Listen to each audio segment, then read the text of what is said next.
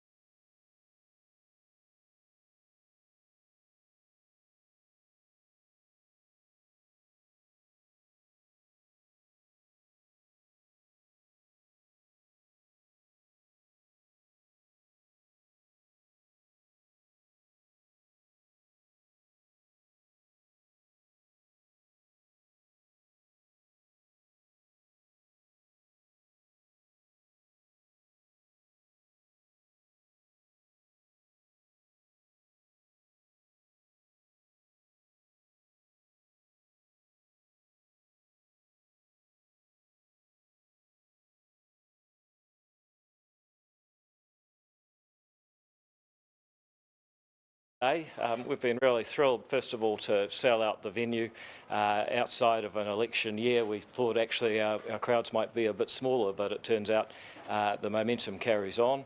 And I hope what people have seen in the speeches today is a growing sense of ACT's distinct identity and spirit, that we're a party that believes that New Zealand does have some serious challenges to overcome, and we will best overcome them in a framework where we empower each person to succeed on their own terms and define their own success, something that we see as being in contrast to every other party that to differing extents see New Zealand's challenges as being better overcome with a more collective approach that tends to categorise people, tends to regulate and socialise activities.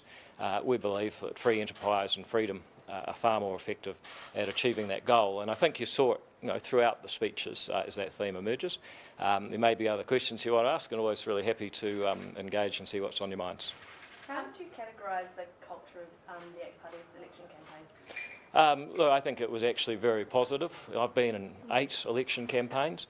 Each time you have a campaign, you get a tide of people who come in. Then some of them really enjoy it and stick around. Some people leave, but just like each tide, it leaves a few more people. The overall trend of ACT is that it seems to keep getting bigger with each campaign in recent cycles. And then I also just say, look, there's obviously, as you've reported, some people who thought that parts of the culture they didn't enjoy. I just say that's, I think, contrary to the overwhelming experience that people have had. And the party's certainly taking its development very seriously. So we had, a professional do in-depth interviews with 61 different people who were in different ways engaged in the campaign. They've produced a report that I think, and I could have the number wrong, but I think it's 36 recommendations that the board will take out. No, it's party property. The purpose of it is to inform the board, the activists, the party management and so on, how to run a better campaign. It's not something that we've produced for the wider public. Those recommendations? I suspect that we will adopt almost all of them, yes. I mean, obviously, we're still 2 years away from another campaign, but I'm actually very proud of the way that ACT has gone about the campaign and the way that we're prepared to continuously learn and get better. Over the course of the campaign, were you aware that some volunteers and candidates felt used, they felt unsupported, they felt they were often left in tears. They talked about a culture of fear on the campaign. Were you aware of that over the course of the campaign? No, I mean, people have said that. I was not aware of it, and I suspect that those reports are possibly not accurate. Those are from sources who were close to the ACT Party. That was their experiences. Well, that's what they've said. But I just make the point that I personally have been involved in 8 campaigns. I campaigned as a candidate for ACT 4 times before I was elected. It is tough, and I think a lot of people come along to politics. For some of them, it's exactly what they want. They run again, and the really unfortunate ones get elected. And there's other people who say, well, this is not quite for me. Is that not upsetting for you, though, that was the experience of some of your volunteers and candidates on an ACT Party campaign? Is that not upsetting for you? Yeah, of course it is, and that's why we've actually gone in depth. We've spent pretty substantial money on getting a really good assessment of the campaign. The board has received that. It's been distributed to quite a number of people who were interviewed or who were involved. And we continue to work on our improvement. But I also just make the point that I think a lot of this is actually, I guess, a feature of ACT going from being a pretty small insurgent organisation where it was literally just me most of the time. And people assume that there's this enormous organisation. I mean, to be honest, for years there, half the time it was just me and Andrew Cattell sitting down saying, what the hell do we do next? As the party's grown, more people are interested in being involved, and the structures for operating have to be put in place. And I actually think that we've managed the growth really well, given that context. I wonder if you pulled it up. Your 15% target, that was a target that you held before the last election, saying that internal polling that you guys had supported that, and you only got 8.6%. So what's changed in terms of your mindset, being able to, thinking that you can achieve that in 2026? I think the biggest change is that ACT has now been in government. I think both for us, if we're honest, but also for some of the public, there was some trepidation of what ACT would look like in government. We've now shown that actually we are a very capable and reliable and constructive partner in government. So with that out of the way, I think we're in a much better space. And I also think that we've basically had 5 years of growth, which we've kind of alluded to in other questions. At the end of that period, we're now consolidating our brand and our meaning and our purpose is really becoming, I think, a lot more distinctive and clear. So there's a bunch of reasons why I think we're in a better position. What does your polling tell you, and perhaps your own political instincts tell you, about where those votes will come from, where that extra 7% is going to come from? The right or the left, or a mixture, or what? It's not, I mean, there's certainly people who will ask the question, who are they voting for now, and therefore whose expense, I guess, would that come from? And I can understand that question.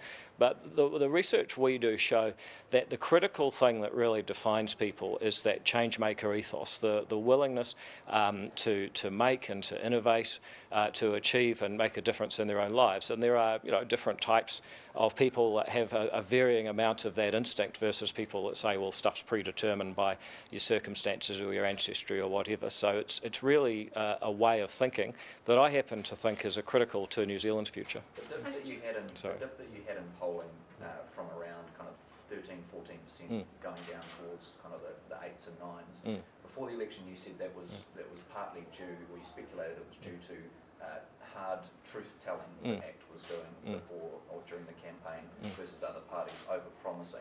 So do you suspect that will change, that tactic will change come the next election?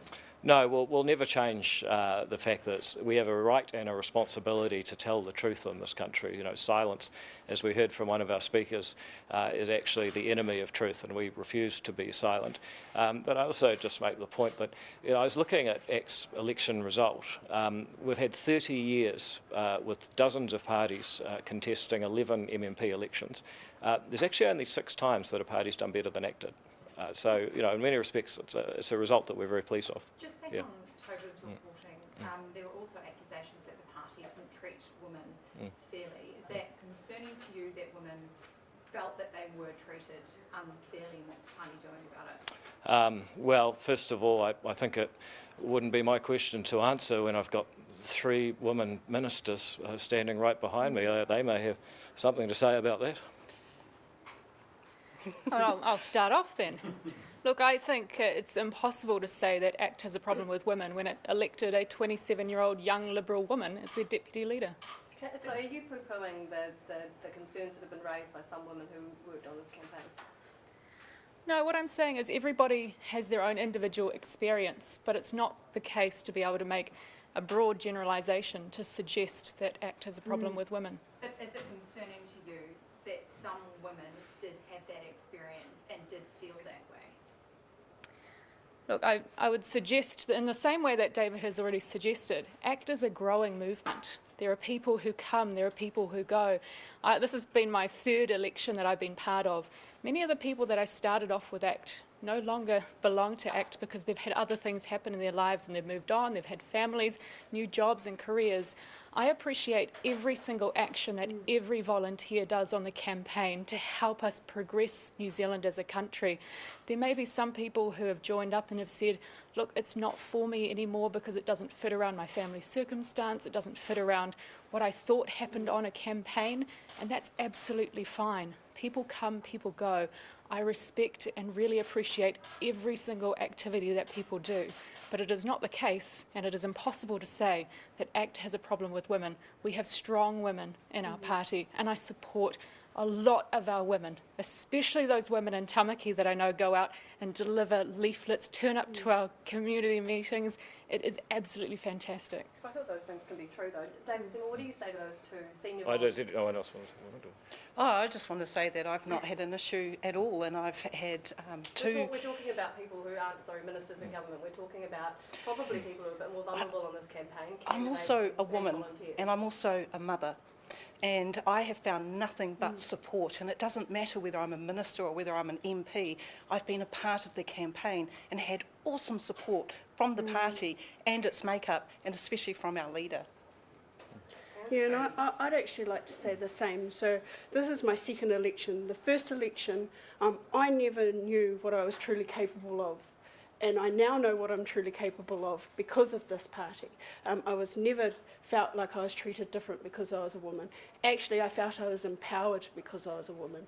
So I can't talk to other people's experiences, but I'll talk to my own, and that's how I feel. And a lot was made up on the stage about crime, Paul Henry spoke about, sort of the wasteland that was Auckland Central. Overnight we've had another AOS call out in Papatoetoe. You've been in power 6 months now. Is crime still out of control? Yeah, I think it is, but the things the government is doing have not taken effect yet. We are changing the Sentencing Act, we're defunding Section 27 reports, we're building more prison capacity, we're funding more police. All of these things will have an effect, but each of them takes some time before they change the conditions on the street and therefore the behaviour of the criminals. How long is that going to take? Kiwis who are fearful to go about their neighbourhoods? Well, I think that it will take more months at the least for those things to take effect. So, for example, building more prison capacity is absolutely essential. Changing the Sentencing Act is absolutely essential. But somebody committing a crime has to be caught to then face the consequences that we're putting in place before it has an effect on them. So I completely understand, and I get just about every day people saying, look, this is still happening, when will it stop? All I can do is explain that we take an action. That changes the way that the government operates. That has an effect on criminals. That changes behaviour and makes people safer. The best time to start doing it would have been about 2 years ago. The second best time was 6 months ago, and that's when the election was. Do you think there's enough time between now and the next campaign for Kiwis to expect to notice a difference with respect to crime? Oh, I have no doubt that the various initiatives that we've taken will affect the level of crime in New Zealand. There will be a lot more people locked up. They'll be getting tougher sentences. The time frame is the point I'm making, because the thing that could come about during the campaign is hearing from perhaps the likes of yourselves to say, look, we've made the changes, but we still need more time to bed it in. So are you able to guarantee that that won't be the message that you will take to the campaign, saying now that you will see, as in Kiwis will see, a difference in crime before? I think overwhelmingly the things we've done will be having an effect on crime, but also point out there's other things that we need to get right. If you look at what Karen's doing in Oranga Tamariki, helping get kids who are going off the rails back on the rails, that can take a generation. What I'm doing with school attendance, the one thing that just about every youth offender has in common, they're not regularly attending school. So it will be true at the next election that we would have taken substantial actions that will have had a measurable difference or made a measurable difference to crime rates. It is also true that we will still be doing things that we expect to pay off in the long term. What do you say to those two senior volunteers who quit their roles, quit their membership and express no confidence in the ACT Party board and also raise concerns about the treatment of women in the party? Well, as you know, the board has reached out and offered them the opportunity to express their concerns. I also noticed that they were giving two of the loudest cheers on the front row of our rally today. So, look, I'm always open to talking to people and working through problems. We're committed to improving our culture. I'm very proud of the ACT Party that I've led. I actually think that it has been, on balance, a good place for women. I think that's evidenced by the people we've elected to the Cabinet of New Zealand. And yet, if there are people that have issues, I'm always happy to deal with them. Just quickly, a couple of other people have come forward since that reporting as well. One person described the Auckland Central campaign as being really egotistical and catty, and another person said that if you weren't in David Seymour's inner circle on the campaign, you were frozen out and left isolated. Do you want to respond to those? Yeah, I just think a lot of the speculation has been given far too much airtime, frankly. I mean, every time you have an election, people come and they find that maybe politics is not for them. They get disappointed. I've watched it happen for 8 election cycles.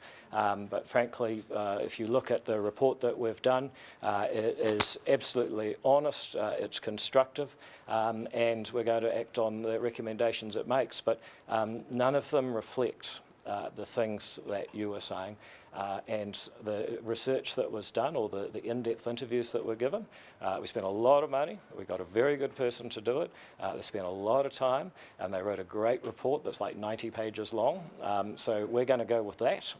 If people have other grievances that they would rather air through the media than constructively with the party, then I think at some point people are going to draw a conclusion about the motivations of those people, and possibly become a bit sceptical about why they're getting so much airtime. You described the Zero Carbon Act as mad. Yeah, it is. Yeah. It's not in the coalition agreement to have it repealed, but I assume you tried to get it into it.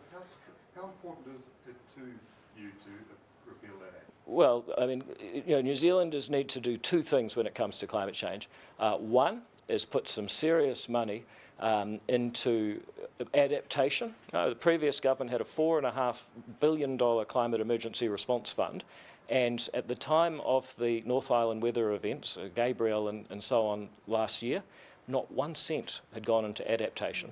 So the first thing we need to do is get serious about adaptation. That part of the Zero Carbon Act was never implemented by the previous government. The second thing we need to do is reduce New Zealand emissions at the lowest price per tonne possible, or put it another way, maximise emission reductions for the amount of money New Zealanders are prepared to give up. Now, all you need to do that is an emissions trading scheme. That is efficient. The Zero Carbon Act, this idea of setting targets the rest of the world won't make, of supporting initiatives that aren't the most efficient, it's actually contrary to our climate goals. David, if I repeat my question though, how important is it to you to repeal the Zero Carbon Act? Well, it's very important. I mean, ACT is an ambitious party when it comes to better public policy. I mean, if you want to put a price on it, I mean, David, yes. You said in your speech that there would be, I'm not sure it was 100 or hundreds of charter schools around the country during the course of your term of government. Could you just confirm that? How many charter schools do you anticipate being in New Zealand, and why would it be hard for any future government to reverse that? Well, quite frankly, the previous Labour government was happy to roll over schools that were mostly for disadvantaged Māori and Pacific children. They didn't care. That's the truth. This time, there's going to be 50 schools first up, but there's going to be an almost unlimited number of state schools that can convert, because the cost of a state school converting is almost zero. There's some small administration fees. So I think it's quite possible that by the time the Labour Party back even close to government again, there will be hundreds of charter schools, and next time they won't be dealing with small disadvantaged groups of students with little political voice. They'll be dealing with big, powerful, politically influential communities who say, back off, we like charters, we like the freedom and the flexibility of running our local school our way. Labour and the Greens have already criticised Resource Minister Shane Jones's decision to reverse the oil and gas exploration ban. Do you have any response to the opposition of standards? Well, look, Labor and the Greens, they love oil and gas exploration. They benefit from it. They use it every day. They're just not prepared to say it. The second thing is, if we're serious about the matter, gas as a transition fuel is absolutely essential for a just transition to a low-carbon future. So even by their standards, their opposition to an oil and gas exploration ban makes no sense. The other thing is that, I know you indulge me here, I promise this won't take long. Look, there's a funny thing we learned at engineering school about the difference between a frog and a bicycle. And it's very simple. With a bike, you can pull it apart, lay out every nut and bolt on the garage floor, put it back together, cycle away. You can't do that with a frog.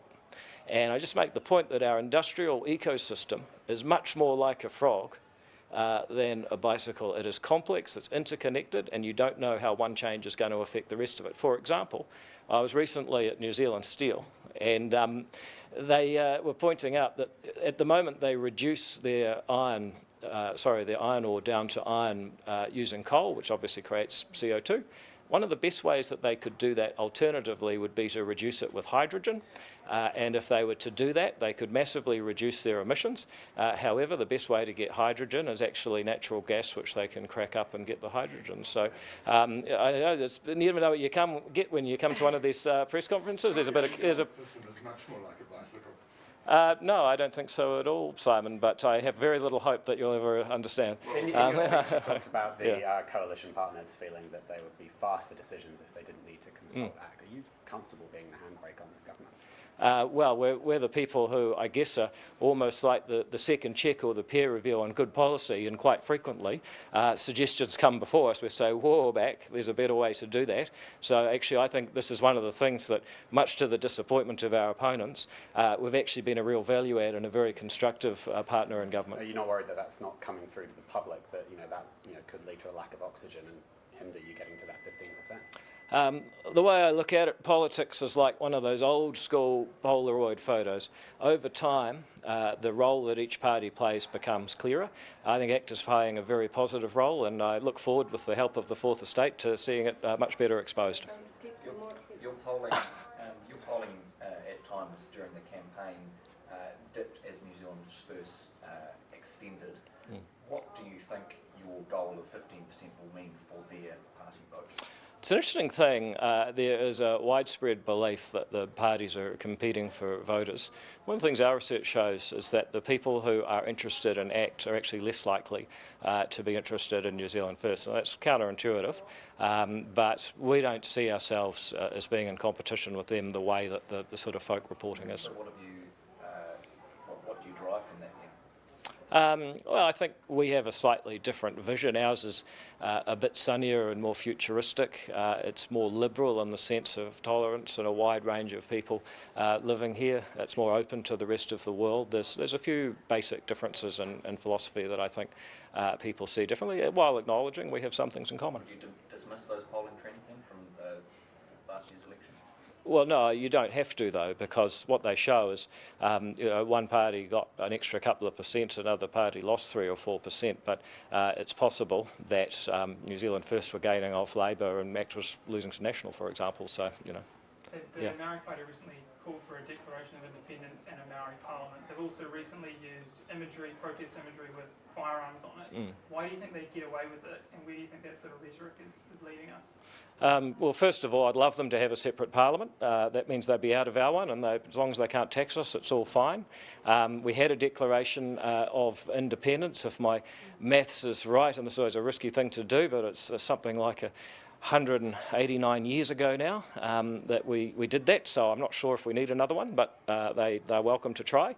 And as so far as their rhetoric, I think everyone in this room knows if ACT called for a revolution and started putting out flyers calling people to a rally with vintage firearms or any other type of firearm, there'd be pandemonium. And I think possibly people need to ask themselves why there hasn't been that sort of pandemonium this time. It has been widely reported on. Yeah, no, I agree, but it has not the level of pandemonia that I would expect and anticipate, which is one of the many reasons we don't do it, other than the fact that it's totally crazy and irresponsible. How hard is that 15% target? If you don't hit it, will you stand down? We'll see. I mean, let's see what sort of outcome we get. Yeah. So, right, leaving that on the table, how do you think that's going to go with your supporters? Well, put it this way, I mean, you know, I signed a nomination form to serve, but it's not a life sentence. You know, I mean, I'm not going anywhere anytime soon, but I mean, I am actually allowed to keep my options open. I mean, I'm not a prisoner.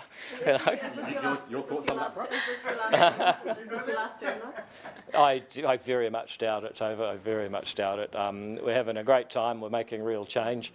But I just reserve the right to have my body back, you know, at some point. So one might say it's unlikely you would resign or stand down or leave politics if you didn't hit the 15%.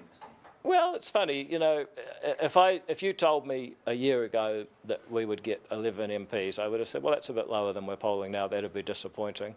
If you told me that we would be playing a pivotal role in government, implementing more of our policies than we ever dreamed, and having a damn good time doing it, then I might not have believed you. But hey, that's the way it turned out.